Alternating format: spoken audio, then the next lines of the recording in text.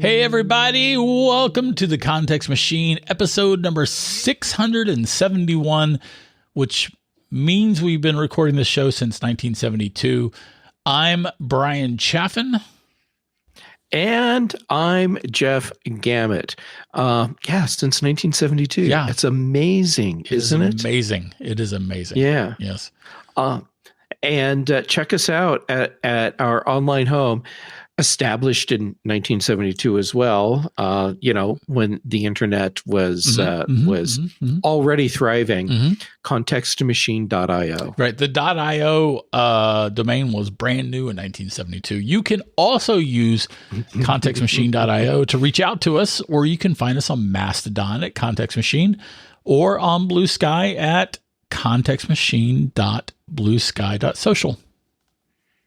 .bsky.social. B-Sky, mostly pedantic. Yeah, darn it. At Blue Sky, on Blue Sky, on Blue Sky, at contextmachine.bsky.social. No one will even know. Listen? No, no one will know. That's it. Hey, have you been watching Prime Target on Apple TV? I have not. I've been busy, but I did watch the season finale of Silo. Yeah, good.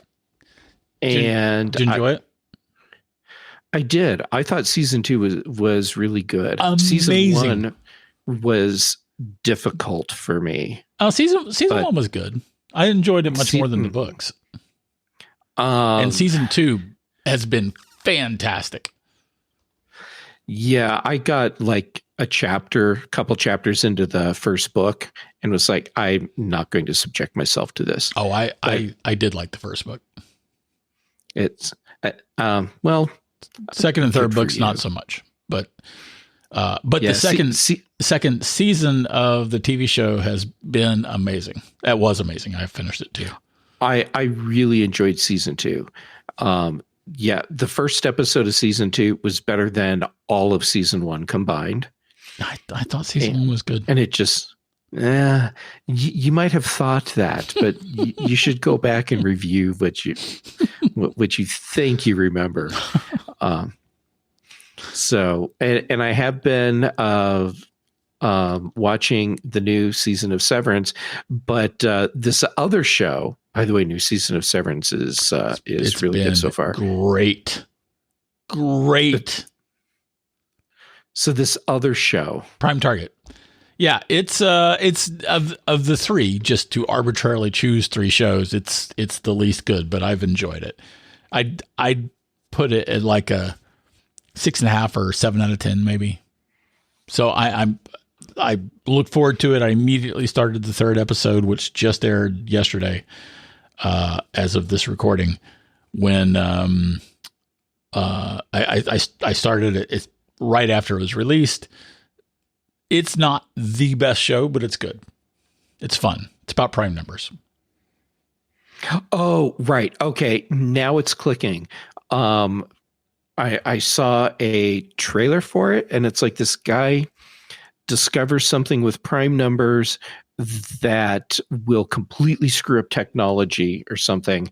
And now everyone's on the hunt for him because this is bad. I can tweak that a little bit, because as of the 3rd episode, he hasn't discovered anything. He's simply looking for something in prime numbers.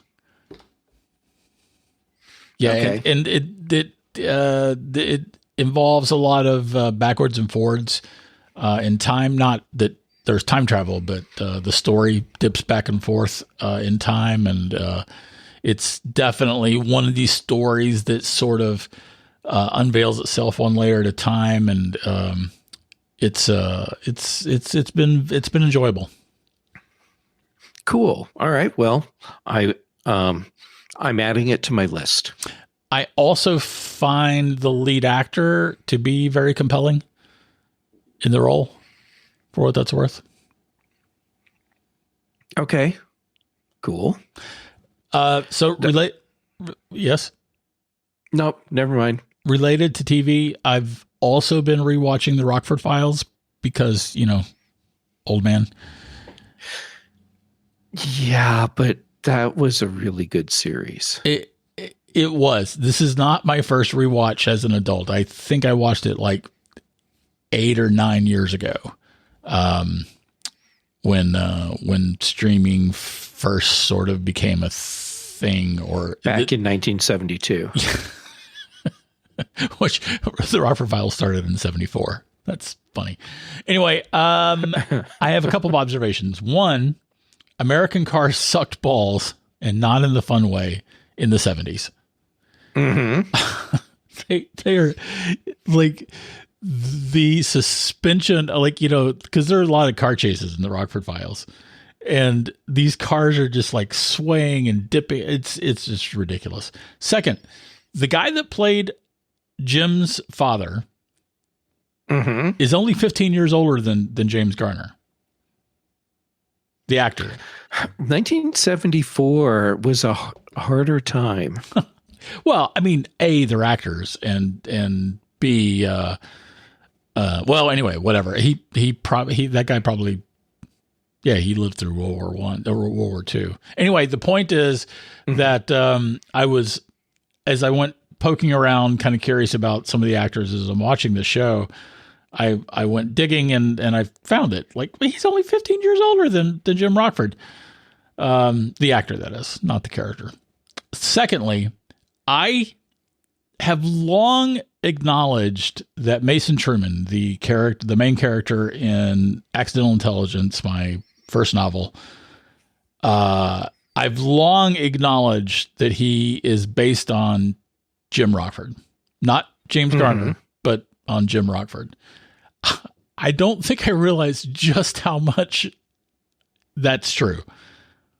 There are so many things that I'm realizing that I unconsciously lifted from the Rockford Files in terms of Mason's personality.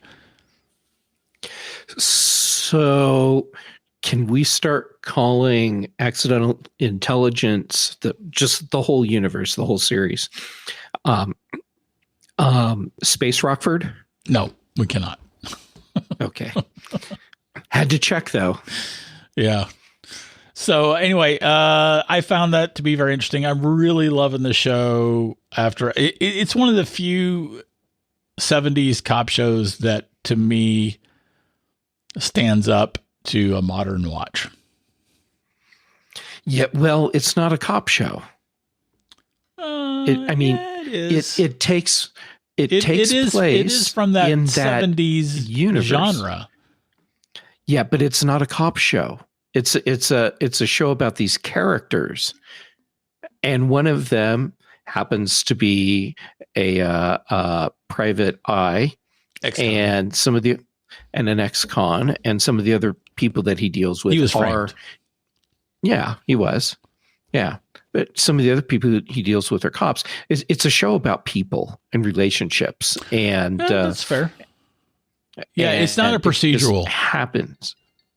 It's not, but that's no, it is not. That's my second spam. I've gotten 20 spam phone calls today. Actually, in the last 4 hours, I've gotten 20 spam phone calls for someone offering me supposed loan services. Yeah. By the way, why aren't you answering when I call? I've called you like 20 times in the last 4 hours. So anyway, Rockford I just Files. tried now because I knew you're here and you still didn't answer. The Rockford Files, I'm enjoying it. I don't know if listen, let us know if you're a Rockford fan and if you've seen the show recently and what you thought of it. And you can write us at contextmachinepodcast@gmail.com and we'll eventually see it. That's true. Yeah. We're actually going to mention some of our listener email later today. We will. But before we get to anything else, I have to keep dragging this out. So you had told me a while ago that I need to watch the Shogun series on Hulu. Yeah. And I'm not paying for Hulu, so I couldn't watch it. But you can now. It's streaming on regular Disney Plus. Oh, interesting. And so I have started watching it, and holy forking shirt balls, it is so well done. I'm like 3 episodes in, and just loving it. Also, I love that I said holy forking shirt balls, and my HomePod thought that I told it to turn on the light bars behind the television. So, if you're wondering if HomeKit and the S Lady are working any better now, no. Sorry. All right, so you're 3 episodes in, and loving it. Good. I think it's really well done. Yeah, it was a terrific show. It was a terrific show. But anyway, regardless, let's talk about. We're going to talk about. You want to talk about listener email now, since that seems a natural segue. I think so. Let's do that, because it was either we talk about listener email or we talk about pop music. Okay. Everyone's talking about it. Shush you. All right. So first of all, we actually got a couple of emails a couple of months ago, and we apologize that we just saw them a couple of weeks ago, and then we haven't recorded the show since. I blame Brian. That's not accurate. It seemed like the appropriate comment. Rarely is that not accurate. In this case, not accurate. No, it's just sometimes life is just like that. So Colin Scott wrote, and he said that he was interested in Jeff's HomeKit problem. We should include a link to that episode in the show notes. Oh, great. Now I have to go do research. Yes. He was interested. No problem. In Jeff's HomeKit problems. He said, I'm quoting, "I have no diagnosis, but I do have a suggestion. There's a very handy app called Controller for HomeKit, which I found invaluable in sorting out the mess that Apple occasionally makes with the HomeKit database." Controller is a fantastic app, and Colin, thank you for bringing that up. And I'm curious if you have found the limitations that Apple has put on what you can actually back up from the database to be an issue for you. And it seems arbitrary to me what they're not letting us back up. But anyhow, yeah. Controllers is a really great app. I guess I better make a note and include a link to that in the show notes as well. Is it? Where does one get it? Oh, from the App Store. Oh, okay. Pop it on your iPhone or your iPad. Not on your Mac? Oh, I don't know if there's a Mac version. I've never checked. Actually, I blame Apple for that, because Apple's done such a great job of initially siloing us into our iPhones for our smart home control, and then not making it clear to everyone that you can do a lot of your smart home control outside of your phone now, except you still can't add devices. If you want to add something new to your smart home setup, you still have to do it from an iPhone. So I guess you can do it from an iPad now. Is available on your Mac as a Mac app. Oh, great. Okay. That's cool. Yeah. Yeah. Although it really does feel like I feel like this is probably the iPhone app, just with the switch flipped, so it's a Mac app too. Yeah, which is great and fine. I didn't mean that critically. That was me reacting in real time. So to address the other part of what Colin was asking about with my HomeKit problems, still no resolution. So Apple has senior engineers looking into this now too.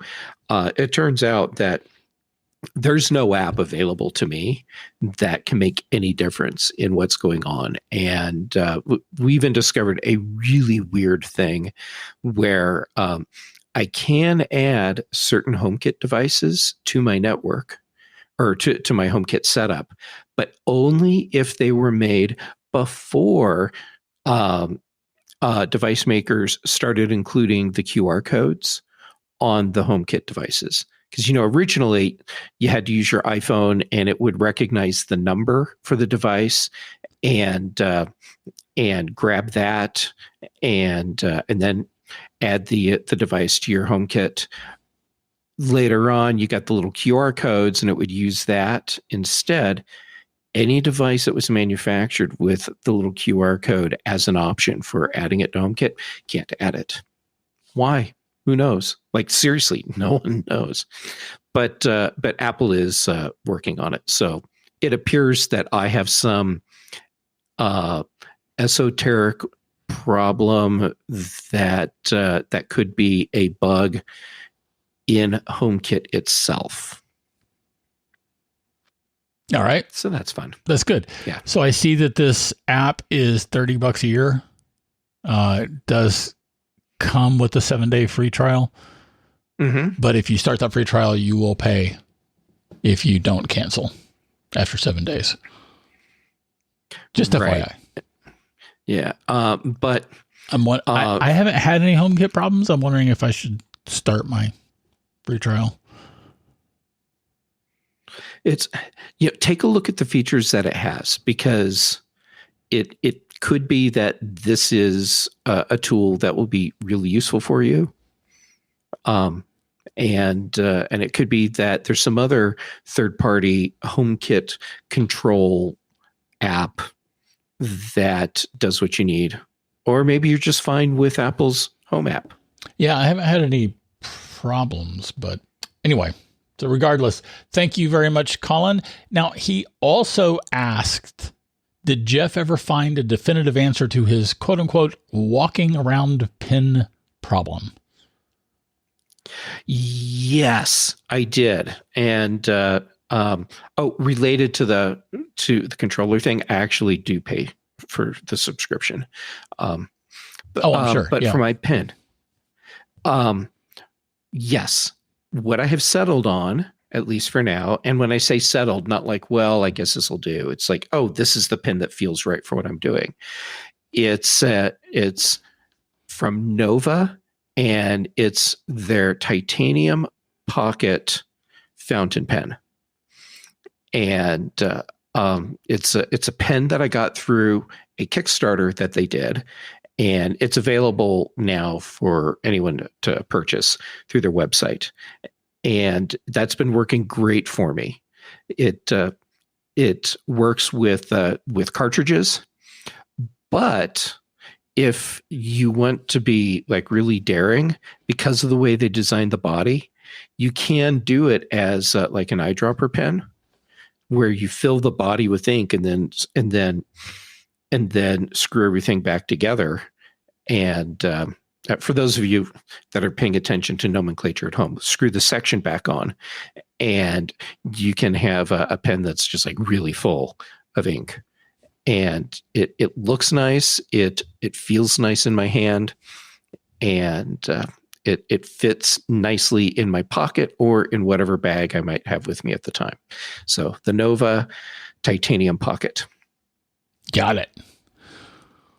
All right. That's excellent. We also had Dennis Jurgensen, who wrote to us saying, I really enjoyed hearing about your experience with Linux Mint and your early MacBook Air. And he's talking to Jeff.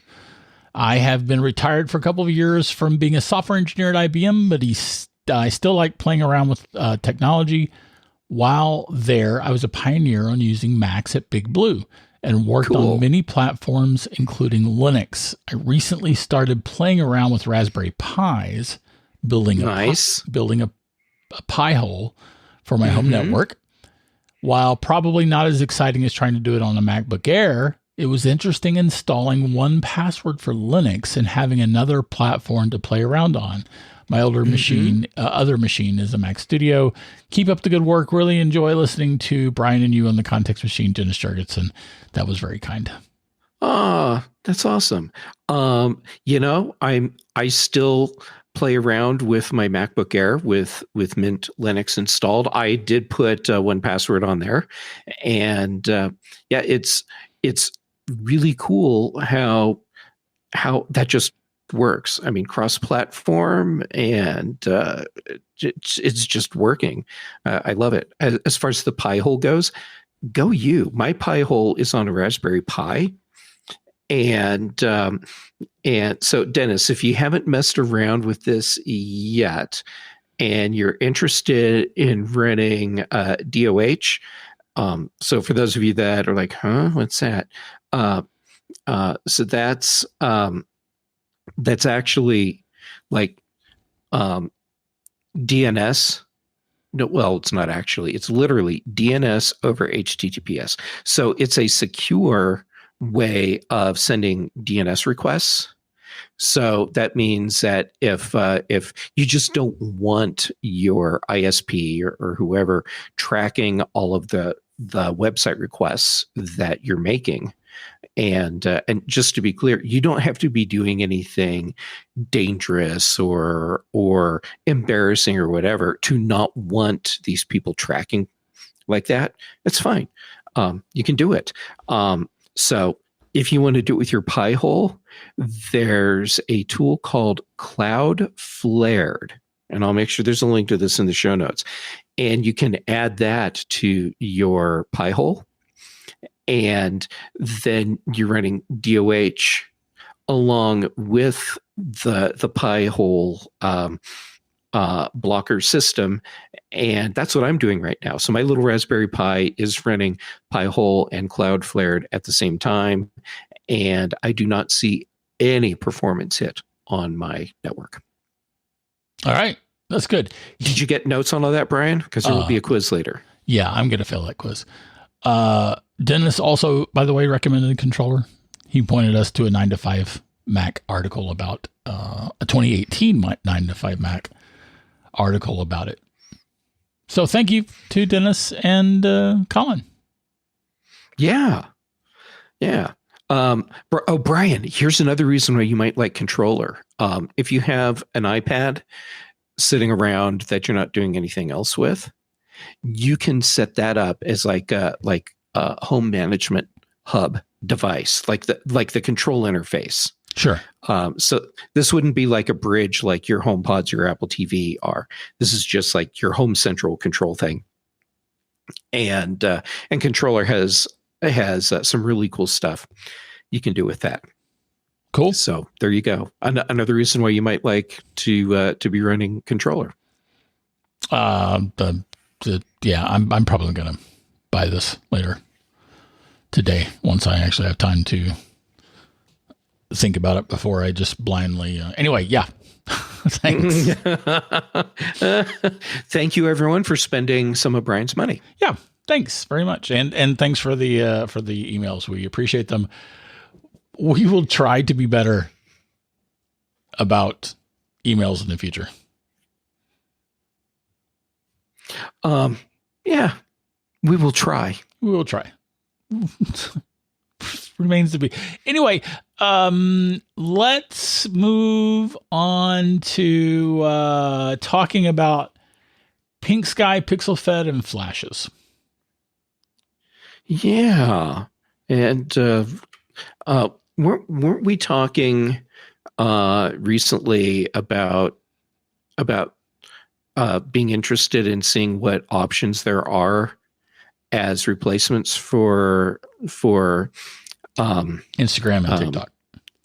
Thank you. Isn't it funny? It's like I could see the Instagram icon in front of in my brain's eye, but I couldn't think of the name anymore. Yeah, and this was in reaction to Zuckerberg coming out as a crypto oligarch. Yeah, I'd say bless his heart, but do lizard people, aliens, have hearts? Yeah, Are there I don't want to bless him anyway, and not even in a passive aggressive Southern way. Okay, which is exactly how I was looking at it. Yeah. Anyway, so there are a couple of emerging products that are coming out that are super early. Pink Sky and Flashes. I think Pink Sky is a product by the Blue Sky folks. Is that correct? Or is that by an independent developer? Because there's also Flashes. I think it's independent. Yeah, that's. I'm sorry, that's Flashes is the one that Blue Sky's been talking about. And but then there's also Pixel Fed, and what I thought would be interesting would be, because I know that you've been playing around with it, and so I thought we could talk about that. All right. Yeah, Pixel Fed's been around for a few years now, and it's been kind of a niche thing. Yeah. Just because why would anyone need to use anything other than Instagram? And now people are realizing, oh, maybe I do want something.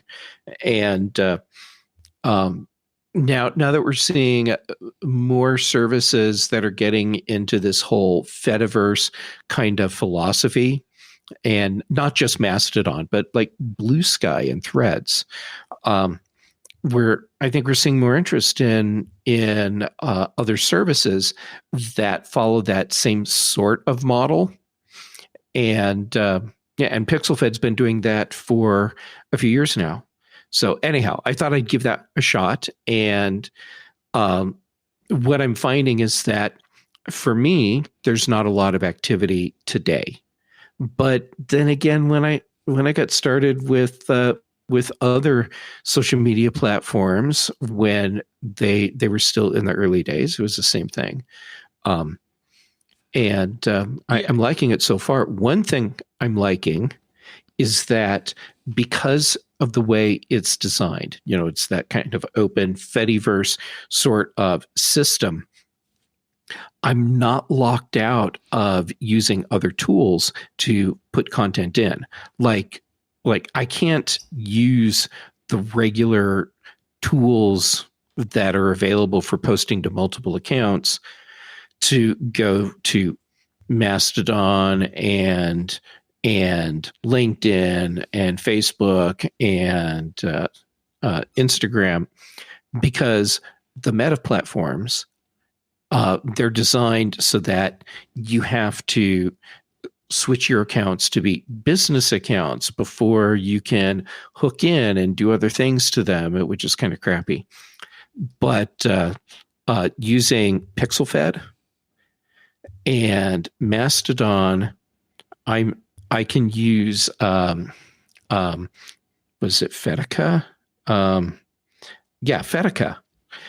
I can use the free version of Fedica, and I can do a post that goes to Pixel Fed and Mastodon and Blue Sky, and and if I want to send it to Threads also, I can send it there, and just do one post, like in the old days, where we could post once and then have the thing go to the various platforms where people are looking for us. I can do that with Fedica. I like that. That is good. You mentioned towards the beginning of your monologue that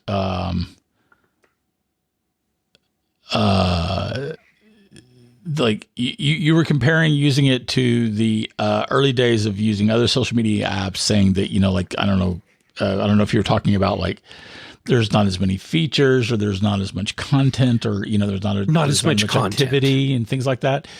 And yeah, that's absolutely true. And the reality is that any alternatives to the big boys at this point face an uphill battle. And I want to acknowledge that. I think anyone looking at these alternatives and expecting to find a full-blown Instagram replacement or a full-blown TikTok ecosystem, you're not going to find it. And it's, I mean, like, so I know that these apps tend to be run sorry, I'm bouncing around all over the place. What was the Hello? Wasn't that supposed to be the Facebook replacement? Am I remembering? Oh, am I remembering that correctly? Yeah, that sounds really familiar. I should look in my 1Password database. And yeah, I'm not seeing it. Yeah, I'm not seeing it either. These things, they tend to be they tend to have a small developer base, sometimes even a single developer, and it will take them longer to add features, even if they're features that have been around for a long time on the Big Brother apps. You know, it might take a while to come. And if you're truly interested in developing and being a part of the growth of these emerging apps, kind of got to stick with it. Yeah. Oh, you know what, Brian? What? I accidentally spelled hello instead of Ello when I did my search. Right. But there it is, Ello, EELLO. Yes. Yeah. I'm going to log in. I don't think you can, but please log in. Wait, let me send you my special link to Ello, and when you log in, no big deal. Just need to verify that you're old enough to log in. So you'll have to include your credit card number and the security code from it as well. Sign in with email address instead. Do I not have? I thought Ello was actually completely gone.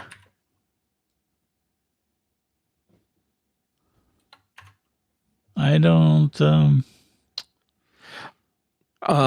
Did you go to ello.com or ello.co?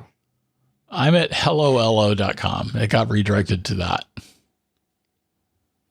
Oh, interesting. All right. Yeah, Ello. Look at us making sausage right here. Redirected to helloello. Okay, so ello.com is not the right URL. It was ello.co. And ello.com was a reading app. Gone. Yeah. Oh, but there's also Ello products. They made make water bottles and travel mugs and tumblers and yeah. So ello.com, read with Ello. Right. Do you remember the emoji Facebook replacement? I do not. Oh, come on. You remember that. It's like you could only use emojis on the site. You have to remember that. I do not remember that, but that's funny. How do you not remember that? I completely forgot the service existed until you brought it up. Social media platform. I forget what it's called. I think it may simply be emoji. Oh, you're not talking about Ello anymore. You're talking about one of the others. Yes. Oh, okay.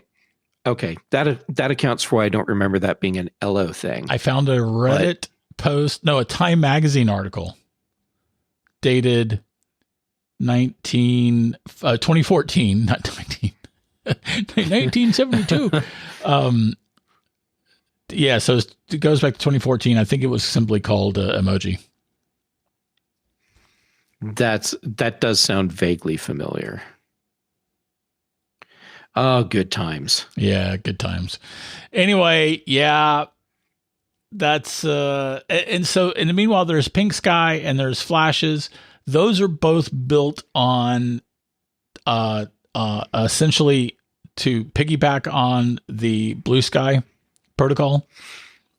For what that's worth, I haven't used either of them yet. I don't think you have either. I have not, and to be mostly pedantic, saying it piggybacks on the Blue Sky protocol.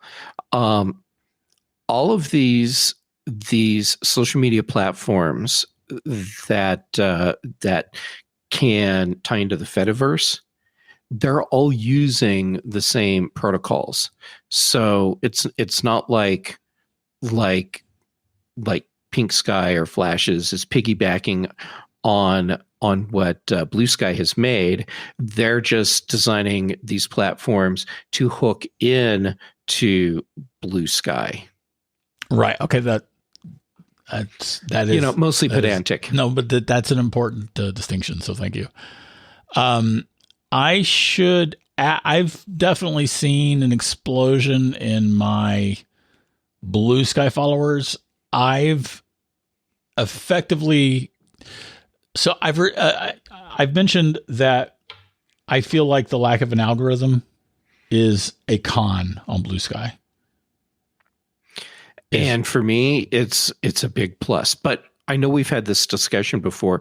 You and I use our social media feeds in different ways. Yes. So for you, an algorithm makes sense. For me, it's annoying. It'd be like if I hung big weights on my ears. It would just really annoy me. Well, I was going to say that what I found is that by making custom feeds on Blue Sky, it's working for me. Oh, okay, cool. It does kind of become a little bit of a hassle to update those feeds, because I've got a feed of writers in general, and I had so many new writers follow me that I couldn't keep updating that feed. So then I made a smaller feed of the specific writers I wanted to make sure that I kept up with, and I've got my politics feed. And it does become a little bit of a hassle for me to keep those feeds updated in terms of in terms of membership, but that is working better for me. For what that's worth. Well, that's good. Yeah. Just so you know, because this is how I am. I was trying to remember if I had a login for emoji. Turns out it was Emojli, EMOJLI. That was the emoji social media platform. So it is. And it closed in 2015. Yeah, there you go. right after the Rockford Files. Yeah. I found a Wikipedia page for defunct social media platforms, and this is shockingly inclusive. And some of the names that I'm seeing as I just kind of flip through this real fast, it's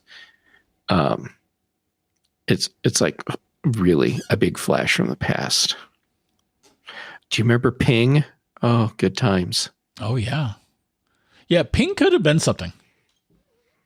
It could have been, but Apple totally screwed themselves by announcing that Facebook was part of it, and that actually wasn't a thing yet.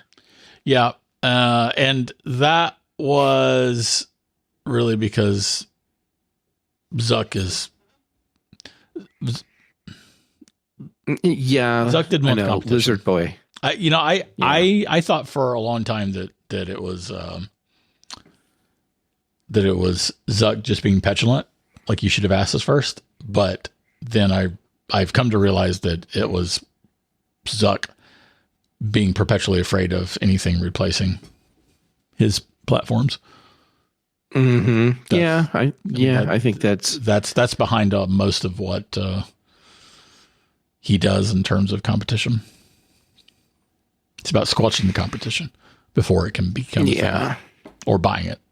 Squelching it or buying it. Yeah. Yeah. All right. This is why we can't have nice things. This is literally why we can't have nice things, man.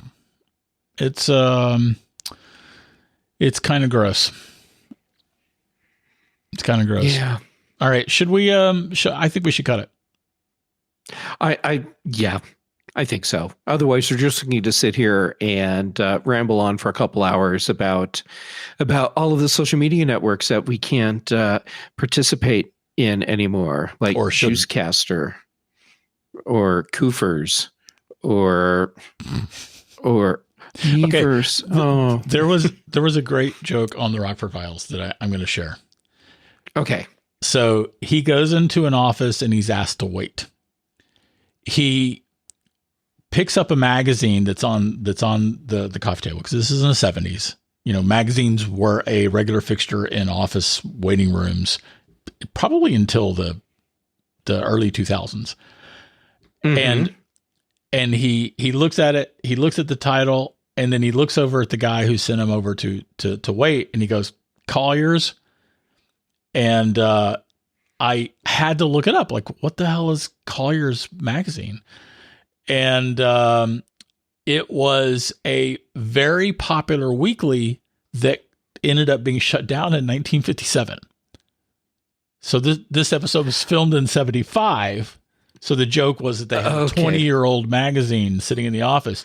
But the interesting thing about that to me is that has no relevance to anyone watching in a later date. But it was, you know, probably made. But it was funny at the time. Yeah. Yeah. And I find that sort of juxtaposition of slice of life stuff.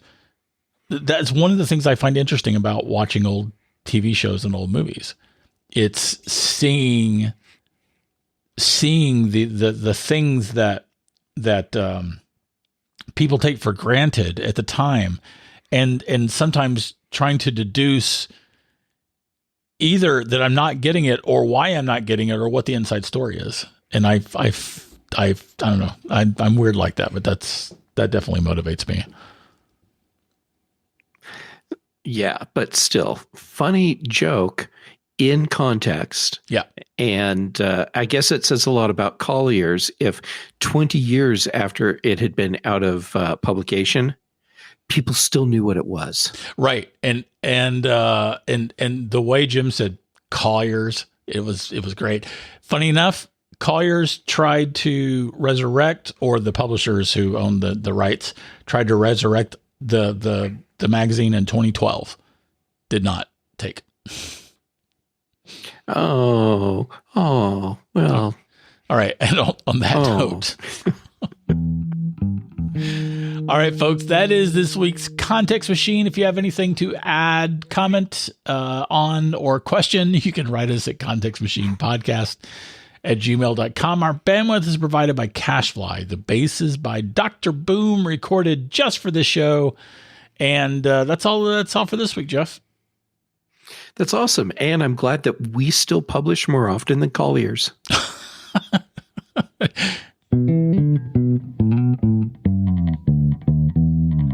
kind of a close thing, though.